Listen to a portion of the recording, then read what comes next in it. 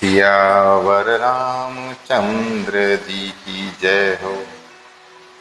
मैं आज पुनः एक बार फिर से आप सभी प्रभु श्री राम के भक्तों का, परम भक्तों का अपने इस चैनल पर हार्दिक स्वागत करता हूं। और कल जिस तरह से कहा था मैंने, उस बात को लेके आगे बढ़ता हूं, यानी हम सभी मिल करके प्रभु श्री राम की वो पावन गाथा सुने जिससे कलयुग के सारे ताप पाप सब गायब हो जाते हैं। और आज तो बहुत अच्छा दिन है हम लोगों के हिसाब से, क्योंकि अब भगवान अवतार लेने वाले हैं, राम अवतार। तो सुर समूह विनती करी, पहुंचे निज निज धाम। जगन निवास प्रभु प्रगटे, अखिल लोक विश्राम। देवताओं के समूह विनती करके अपने अपने लोक में जा पहुंचे। समस्त लोगों को शांति देने वाले जगदाधार प्रभु प्रकट हुए। अब कितना सुंदर वर्णन छंदों के रूप में तुलसीदास जी ने किया है। धन्य है, बिना प्रभु श्री राम के कृपा के कोई ऐसा नहीं कर सकता। भय प्रगट कृपाला, दीन दयाला, कौसल्या हितकारी। हर्षित महतारी, मुनि मनहारी, अद्भुत रूप विचारी। लोचन अभिरामा, तनु घन श्यामा, निज आयुध भुजचारी। भूषण बनमाला, नयन विशाला, शोभा सिंधु खरारी। दीनों पर दया करने वाले कौशल्या जी के हितकारी कृपालु प्रभु प्रकट हुए। मुनियों के मन को हरने वाले उनके अद्भुत रूप का विचार करके माता हर्ष से भर गई। नेत्रों को आनंद देने वाला मेघ के समान श्याम शरीर था। चारों भुजाओं में अपने खास आयुध धारण किए हुए थे। दिव्य आभूषण और वनमाला पहने थे। बड़े बड़े नेत्र थे और इस प्रकार शोभा के समुद्र तथा खर राक्षस को मारने वाले भगवान प्रकट हुए। कह दुई कर जोरी, स्तुति तोरी, केहि विधि करऊं अनंता। माया गुण ज्ञाना, तीत अमाना, वेद पुराण भनंता। करुणा सुख सागर, सब गुण आगर, जेहि गावहि श्रुति संता। सो मम हित लागी, जन अनुरागी, भयं प्रगट श्रीकंता।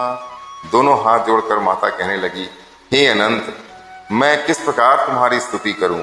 वेद और पुराण तुमको माया गुण और ज्ञान से परे और परिमाण रहित बतलाते हैं।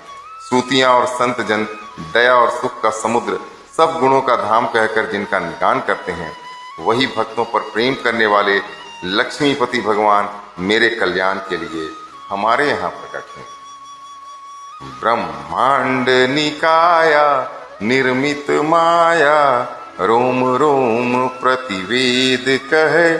मम उर सोबासी, यह उपहासी, सुनत धीर मति थिर न रहे। उपजा जब ज्ञाना, प्रभु मुस्काना, चरित बहुत विधि किन चहे। कही कथा सुहाई, मात बुझाए, यही प्रकार सुत प्रेम लहे। वेद कहते हैं कि तुम्हारे प्रत्येक रोम में माया के रचे हुए अनेकों ब्रह्मांड के समूह भरे। वे तुम मेरे घर में रहे, इस हंसी की बात के सुनने पर धीर पुरुषों की बुद्धि भी स्थिर नहीं रहती, विचलित हो जाती है। जब माता को ज्ञान उत्पन्न हुआ तब प्रभु मुस्कुराए। वे बहुत प्रकार के चरित्र करना चाहते हैं, अतः उन्होंने पूर्व जन्म की सुंदर कथा कहकर माता को समझाया, जिससे उन्हें पुत्र का वात्सल्य प्रेम प्राप्त हो, भगवान के प्रति पुत्र भाव हो जाए। माता पुनि बोली, सोमति डोली, तजहु तात यह रूपा। की जैसी सुलीला, अति प्रियशीला, यह सुख परम अनूपा। सुनि बचन सुजाना, रोधन ठाना, होई बालक सुरभूपा। यह चरित जे गावहीं, हरिपद पावहीं, तेन परहीं भवकूपा। माता की वह बुद्धि बदल गई। तब वह फिर बोली, हे तात, यह रूप छोड़कर अत्यंत प्रिय बाल लीला करो, मेरे लिए यह सुख परम अनुपम होगा।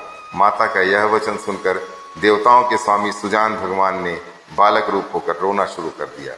तुलसीदास जी कहते हैं, जो प्रभु श्री राम के इस चरित्र का गान करते हैं वे श्री हरि का पद पाते हैं और फिर संसार रूपी कूप में नहीं गिरते।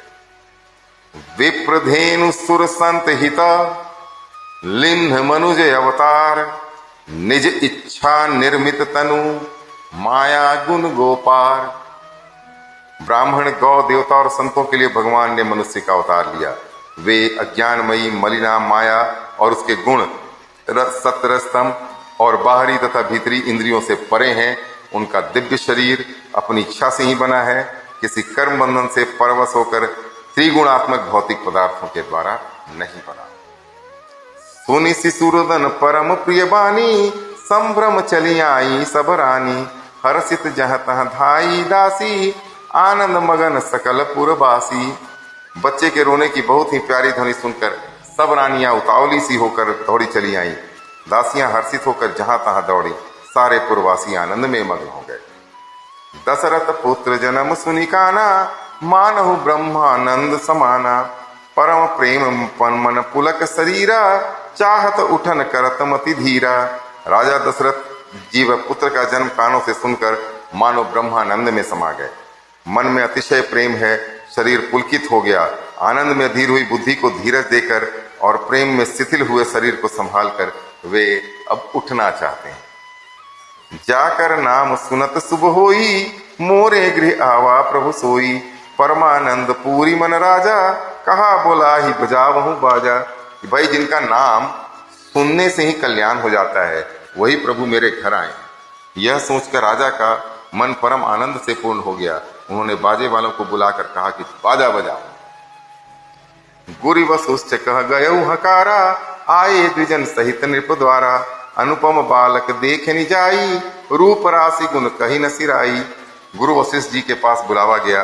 वे ब्राह्मणों को साथ लिए राजद्वार पर आए। उन्होंने जाकर अनुपम बालक को देखा, जो रूप की राशि है और जिसके गुण कहने से समाप्त नहीं होते। नंदी मुख सराद करी, जात कर्म सब किन, हाटक धेनु बसन मनी, नृप विप्रन कह दिन। फिर राजा ने नांदी मुख श्राद्ध करके सब जात कर्म संसार आदि किए और ब्राह्मणों को सोना, गौ, वस्त्र और मणियों का दान किया। ध्वज पताक तोरण पुर छावा, कहीं न जाई जहीं भांति बनावा, सुमन वृष्टि आकाश तह होई, ब्रह्मानंद मगन सब लोई। ध्वजा, पताका और तोरणों से नगर छा गया। जिस प्रकार से वह सजाया गया उसका तो वर्णन ही नहीं हो सकता है। आकाश से फूलों की वर्षा हो रही है और सब लोग ब्रह्मानंद में मग्न हैं। बृंद बृंद मिली चली लुगाई, सहज सिंगार किए उठी थाई, कनक कलश मंगल भरी धारा, गावत पैठई भूप दुआरा। स्त्रियां झुंड की झुंड मिलकर चली, स्वाभाविक श्रृंगार किए हुए उठ दौड़ी, सोने का कलश लेकर और थाली में मंगल द्रव्य भरकर गाती हुई राजद्वार में प्रवेश करती हैं। करिया आरती नेवछावर करही, बार बार शिशु चरण ही परही, मागध सूत बंदी गण गायक, पावन गुण गावही रघुनायक। वे आरती करके निछावर करती हैं और बार बार बच्चे के चरणों पर गिरती हैं। मागध सूत बंदी जन और गवैये रघुकुल के स्वामी के पवित्र गुणों का गान करते हैं। सर्वस दान दिन सब काहू, जेहि पावा राखा नहीं ताहू, मृगमद चंदन कुमकुम कीचा, मची सकल बीथिन बिच बीचा। राजा ने सब किसी को भरपूर दान दिया। और मजे की बात देखिए, जिन्होंने दान पाया उसने भी नहीं रखा, लुटा दिया। नगर की सभी गलियों के बीच बीच में कस्तूरी, चंदन और केसर की कीच मच गई, कीचड़ बन गया। इस तरह से सजाया गया। तो आज के लिए इतना ही।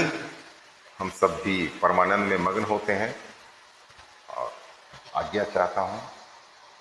प्रणाम। सियावर रामचंद्र जी की जय।